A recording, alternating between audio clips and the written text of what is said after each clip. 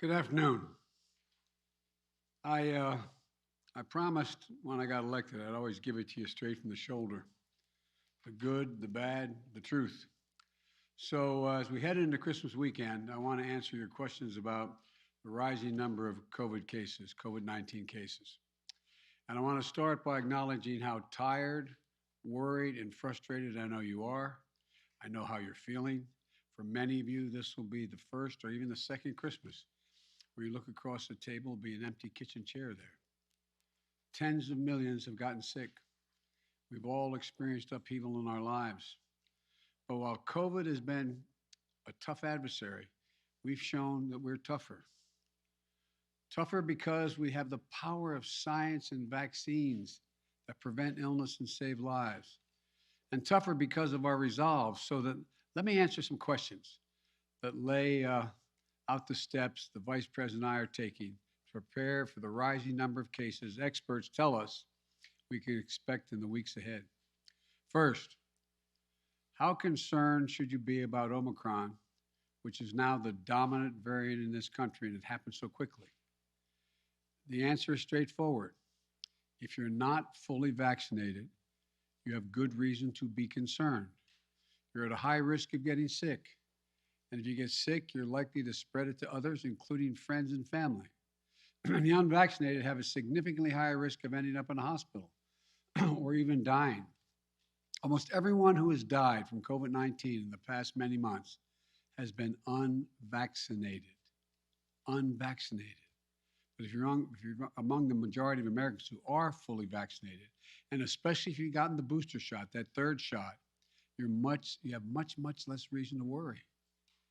You have a high degree of protection against severe illness. But because Omicron spreads so easily, we'll see some fully vaccinated people get COVID, potentially in large numbers. There will be positive cases in every office, even here in the White House among the vaccinated from Omicron. But these cases are highly unlikely to lead to serious illness. Vaccinated people who get COVID may get ill, but they're protected from severe illness and death. That's why you should still remain vigilant. According to our doctors, even if you're fully vaccinated, you should wear a mask when indoors and in public settings. Wearing a mask provides extra protection for you and those around you. And I know some Americans are wondering if you can safely celebrate the holidays with your family and friends. The answer is yes, you can. If you and those you celebrate with are vaccinated, particularly if you've gotten your booster shot. If you are vaccinated and follow the precautions that we all know well, you should feel comfortable celebrating Christmas and the holidays as you planned it. You know, you've done the right thing. You can enjoy the holiday season. And thanks to the progress on vaccinations this fall, we've gone from nearly 90 million adults in July who had not even started their vaccination process to fewer than 40 million today. Still too many, but down from 90 to 40. All these people who have not been vaccinated, you have an obligation to yourselves, to your families, and quite frankly, I know I'll get criticized for this, to your country. Get vaccinated now. It's free. It's convenient. I promise you, it saves lives. And I honest to God believe it's your patriotic duty. Another question folks are asking is, what can you do to make yourself and your family feel safer and be safer? The answer is simple. Get your booster shot. Wear a mask. Our doctors have made it clear booster shots provide the strongest of protections. Unfortunately, we still have tens of millions of people who are eligible for the booster shot but have not yet gotten it. They've gotten the first two shots, but they've not gotten the booster. Folks, the booster shots are free and widely available. Over 60 million Americans, including 62% of eligible seniors, our most vulnerable group, have gotten their booster shots. I got my booster shot as soon as they were available. And just the other day, former President Trump announced he had gotten his booster shot. It may be one of the few things he and I agree on. People with booster shots are highly protected. Join them. Join us. It's been 6 months or more since my second shot. If it's been 6 months or more from your second shot when I got my booster, you can get yours today if you've been 6 months or more since your second shot. Another question that folks are asking is, are we going back to March 2020? Not this last March 2021, but March 2020 when the pandemic first hit. That's what I keep getting asked. The answer is absolutely no. No. Here are three big differences between then and now. Number one, the first one, more than 200 million Americans have been fully vaccinated. In March of 2020, no one was fully vaccinated. What that means is today, a case of COVID-19 for fully vaccinated and boosted person will most likely mean no symptoms or mild ones similar to the common respiratory viruses. Over 200 million Americans should have the peace of mind that they did not have in March of 2020. They're protected from hospitalization and they're protected from death. Second point, we're prepared today for what's coming. In March of 2020, we were not ready. Today, we stockpiled enough gowns, masks, and ventilators to deal with the surge of hospitalizations among the unvaccinated. Today, we're ready. And as I'll explain in a few minutes, we're going to be reinforcing our hospitals, helping them. Number three, we know a lot more today than we did back in March of 2020. For example, last year, we thought the only way to keep your children safe was to close our schools. Today, we know more and we have more resources to keep those schools open. You can get 5 to 11-year-olds vaccinated, a tool we didn't have until last month. Today, we don't have to shut down schools because of a case of COVID-19. Now, if a student tests positive, other students can take the test and stay in the classroom if they're not infected, rather than closing the whole school or having to quarantine. We can keep our K through 12 schools open. That's exactly what we should be doing. So folks, let me summarize. We should all be concerned about Omicron, but not panicked. If you're fully vaccinated, and especially if you got your booster shot, you are highly protected. And if you're unvaccinated, you're at a higher risk of getting severely ill from COVID-19, getting hospitalized, and even dying. So the best thing to do is get fully vaccinated and get your booster shot. And no, this is not March of 2020. 200 million people are fully vaccinated. We're prepared. We know more. We just have to stay focused. So that's where we stand. Now let me tell you about the additional steps I'm ordering today to take on what is coming. I know you've heard a lot of this in the news already this morning. 3 weeks ago, I laid out a COVID-19 action plan for this winter that prepared us for this moment. Today, we're making the plan even stronger. First, we're setting up our vaccination and booster efforts. We're stepping it up significantly. In the past 2 weeks, we've seen the highest vaccination rates since last spring. And we aren't as vaccinated as a country as we should be, though. That's why we have added 10,000 new vaccination sites on top of the 80,000 sites that we already had in place. And even more will open in January. You know, there's some parts of this country where people are very eager to get their booster, where it's harder to get an appointment, So starting this week, I'll be deploying hundreds more vaccinators and more sites to help get the booster shots in people's arms. I've ordered FEMA, the Federal Emergency Management Agency, to stand up new pop-up vaccination clinics all across the country where you can get that booster shot. We've opened, we've opened FEMA vaccination sites in Washington State and New Mexico recently as cases have increased. And today, I'm directing FEMA to stand up new sites in areas where there is a high demand. These steps are going to help us add more and more booster appointments and just over the next few weeks. I also want to say a word to parents. If your children are not vaccinated, please get them vaccinated. If you're a parent, understandably, who waited to see how the first shots went with other kids, before getting your own kid vaccinated, you can stop waiting. 6 million children in our country, ages 5 to 11, are vaccinated. Get your children protected today, now. And for those parents out there who have a child that's too young to be vaccinated, that is under the age of 5, I know this can still be a scary time. But one thing you can and must do while we await vaccines for children under 5, get yourself fully vaccinated and boosted, as well as those around you, your children, your caregivers, your siblings. It's critical to mask up in public indoor places. We know that our youngest children have only rarely been impacted by serious COVID-19 cases, but they can be further protected if they're surrounded by vaccinated people. And again, to folks who are not vaccinated, you may think you're putting only yourself at risk, but it's your choice.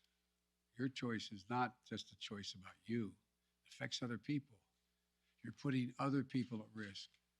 Your loved ones, your friends, neighbors, strangers you run into. And your choice can be the difference between life or death. The longer the virus is around, the more likely variants form that may be deadlier than the ones that have come before. Let me say again and again and again and again, please get vaccinated. It's the only responsible thing to do. Those who are not vaccinated are causing hospitals to become overrun again. I just spoke to the governor of New York. Every COVID-19 hospital means someone with a heart attack, cancer, or other serious illness may not get that bed and that life-saving care they need in the hospital. Look, let me give it to you straight again. Omicron is serious, potentially deadly business for unvaccinated people. Let me be clear. Thanks to the prior administration and our scientific community, America is one of the first countries to get the vaccine. And thanks to my administration and the hard work of Americans, we led a rollout that made America among the world leaders in getting shots in arms. But uptake slowed this summer as vaccine resistance among some hardened. Look, the unvaccinated are responsible for their own choices. But those choices have been fueled by dangerous misinformation on cable TV and social media. You know, these companies and personalities are making money by peddling lies and allowing misinformation that can kill their own customers and their own supporters. It's wrong.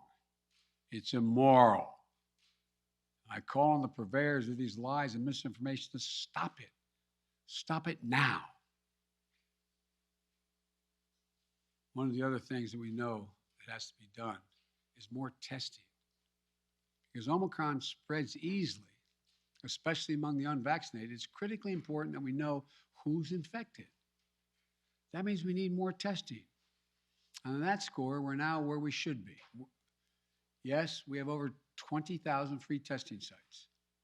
Yes, we've used the Defense Production Act and spent $3 billion to greatly expand the number of at-home tests available for purchase online and at your local pharmacy. And yes, we made sure insurance covers the PCR tests you get in the hospital or at your doctor's office. But starting next month, private insurance will also cover at-home testing. So you can order a test online and get reimbursed. We're providing access to free at-home tests for those who may have insurance as well, may not have insurance, I should say, as well. But it's not enough. We have to do more. We have to do better, and we will. Starting this week, the federal government will set up emergency testing sites in areas that need additional testing capacity. Before Christmas, the first several of these federal testing sites will be up and running in New York City, with many more to come. This free testing is going to help reduce the waiting lines, the time you have to stand there, and sometimes it's an hour or more. We're going to continue to add federal testing sites where needed, so that if you want an immediate test, there'll be a place where you can go get it. We also need to do better with at-home testing. So I'm announcing today, the federal government will purchase $500 million, that's not million, billion with a B, additional at-home rapid tests with delivery starting in January. We'll be getting these tests to Americans for free, and we'll have websites where you can get them delivered to your home. We've arranged for it to be easier for you to find a free COVID testing site near you on Google. Just enter COVID test near me in the Google search bar, and you can find a number of different locations nearby where you can get tested. We're going to continue to use the Defense Production Act, as we did earlier this month, to make sure we're producing as many tests and as quickly as possible. The bottom line is it's a lot better than it was, but we're taking even more steps to make it easier to get tested and get tested for free. Next, we're preparing hospitals for what's coming. Those 40 unvaccinated adults have a good chance of getting COVID-19, and some of you will get very sick. That'll mean hospitals are going to get extremely stressed again, both in terms of equipment as well as personnel to care for those who get sick. That's why my administration has stockpiled and pre-positioned millions of gowns, gloves, masks, and ventilators. We call it PPP. We're ready to send them immediately to any state that needs more. In addition, I've directed the Pentagon to mobilize an additional 1,000 troops to be deployed to help staff local hospitals and expand capacity. That's 1,000 military doctors, nurses, and medics. We've already started moving medical teams. They've already landed in Wisconsin and Indiana this week. This is on top of 300 federal medical personnel that are now on the ground, having deployed since we learned about Omicron. Look, while we know staffing is the biggest need for hospitals, some may need more beds as well. We're prepared. I've directed FEMA to activate the National Response Center and begin deploying teams now to provide additional hospital beds. We'll begin to construct emergency capacities near hospitals, in parking garages, and nearby buildings to be ready if needed. And the federal government is paying for all of this, period, all of it. Further, FEMA will deploy hundreds of ambulances and EMS crews so that if one hospital fills up, we can transport patients to beds elsewhere. This week, we'll send dozens of ambulances to New York and Maine because the COVID is spreading very rapidly to help transport patients. Our doctors, nurses, hospital staffs have gone above and beyond during this pandemic. The strain and stress is real. I really mean it. It's real. And we'll have their backs, though. We have to let them know we have their backs. Finally, we're making sure that COVID-19 no longer closes businesses or schools. Last week, the federal court reinstated my administration's vaccination or test. The vaccination or test rule for businesses with more than 100 employees. The rule requires employers with 100 or more employees to protect their workers who are on site and indoors with the requirement that they be vaccinated or tested each week or go home. These rules are going to keep workers safe, and keep workers safe will help keep businesses open. If people are vaccinated or tested, they are much less likely to get sick and less likely to spread it to others. Customers are more likely to come in and shop because they know it's a safe environment. I know vaccination requirements are unpopular for many. They're not even popular for those who are anxious to get them. My administration has put them in place not to control your life, but to save your life and the lives of others. Where 400,000 Americans died from COVID this calendar year, and almost all were unvaccinated. Almost all were preventable. The rule is legal and effective. It's going to save thousands of American lives. We must also keep our K-12 schools open. Look, the science is clear and overwhelming. We know how to keep our kids safe from COVID-19 in school. K through 12 schools should be open, and that safety is increased if schools require all adults who work in the schools to get vaccinated and take the safety measure that the CDC has recommended, including masking.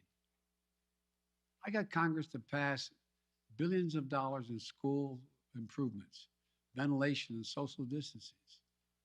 Schools should be safer than ever from COVID-19. And just Friday, the CDC issued a test to stay guidelines. So schools can stay open and kids can stay in class even if a classmate tests positive. COVID-19 is scary, but the science is clear. Children are safe as safe in school as they are any place, assuming the appropriate precautions have been taken and they've already been funded. Let me close with this. I know you're tired. I really mean this, and I know you're frustrated. We all want this to be over, but we're still in it. And this is a critical moment. We also have more tools than we ever had before. We're ready. We'll get through this. As we head into the holidays, I want us to all keep the faith. I want to sincerely thank you for your perseverance, your courage, your countless acts of kindness, love, and sacrifice during these last 2 years. Throughout our history, we've been tested as a people and as a nation through war and turmoil. We had to ask whether we'd be safe, whether we'd be okay, whether we'd get back to who we are. We've always endured because remember, there is no challenge too big for America. I mean this from the bottom of my heart, no challenge.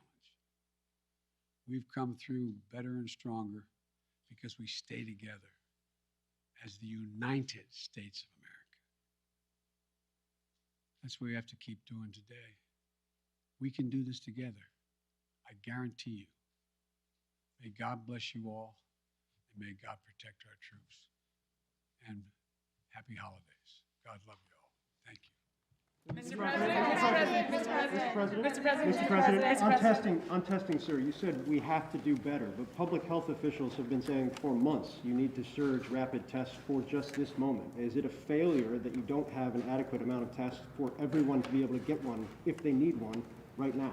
No, it's not, because COVID is spreading so rapidly. If you notice, it just happened almost overnight, just in the last month. And So what? Mr. President. So, no, it's not a failure. But the alarm bell went off. I don't think anybody anticipated that this was going to be as rapidly spreading as it did. And so the question is, we had a lot of people who have access to the tests, who could order them, could have their insurance pay for them, et cetera.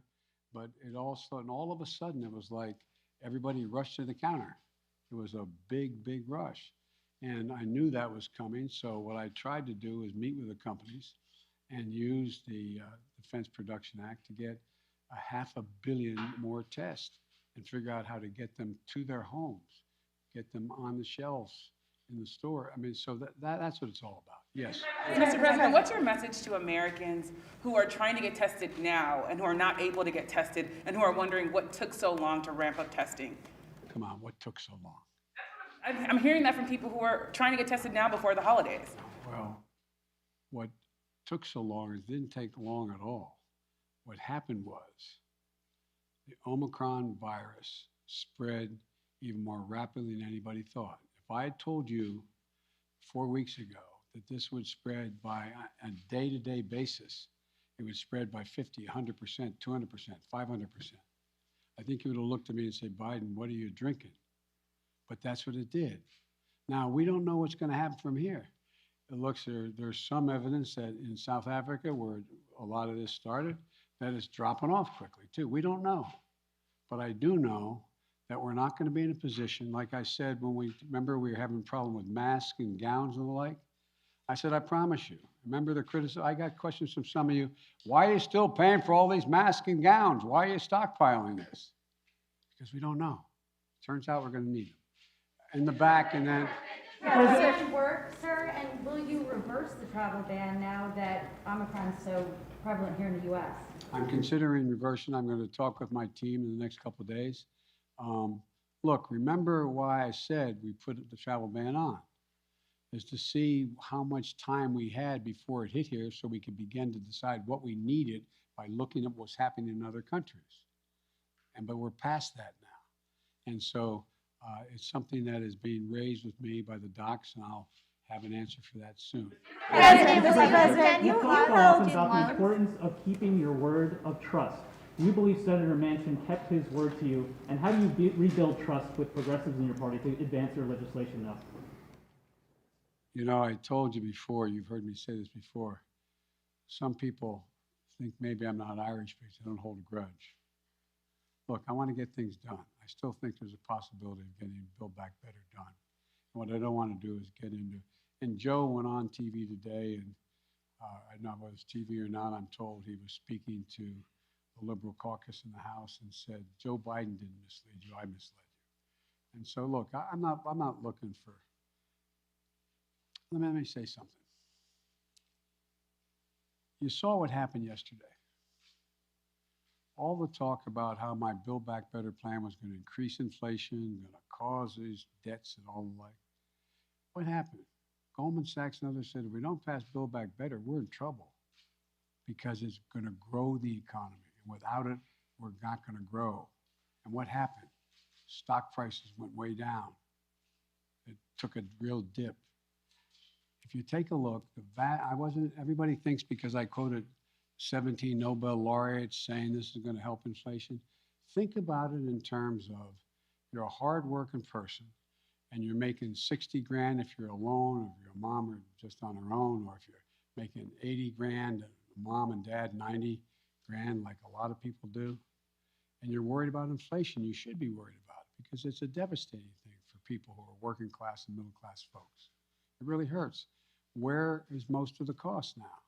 The cost is finding in gasoline, even though I was able to bring it down 12 cents a gallon, will come down more, I believe. We talked about what the cost in food prices going up, et cetera. But look what's in Build Back Better. Child care. You can reduce it by up to 70%. That'll be the difference between 20 million women who aren't back in the workforce being able to go back if you pass it. We're talking about health care, insulin. In a situation, we got 200,000 kids with type 1 diabetes. You know what it's costing? It cost somewhere between 10 cents and $10 to come up with the formula, okay, a while ago, right? You know what it's costing on average? $560, $640 a month, up to $1,000 a month. What do you do if you're a mom and a dad working with minimum wage, busting your neck? You look at your kid, and you know if you don't get that vaccine for him, if you don't get that drug for him, if you don't get be able to take that, what happens? They're likely to go in a coma, maybe die. Not only do you put the kid's life at stake, you strip away all the dignity of a parent looking at their child. I'm not joking about this. Imagine being a parent looking at a child and you can't afford. You have no house to borrow against. You have no savings. It's wrong. But all the things in that bill are going to reduce prices and cost for middle class and working class people. It's going to reduce their costs. What's inflation? Having to pay more than the money you have because things have gone up. Well, bring down all those costs across the board from child care to a child care tax credit. But I'm not supposed to be having this press conference right now.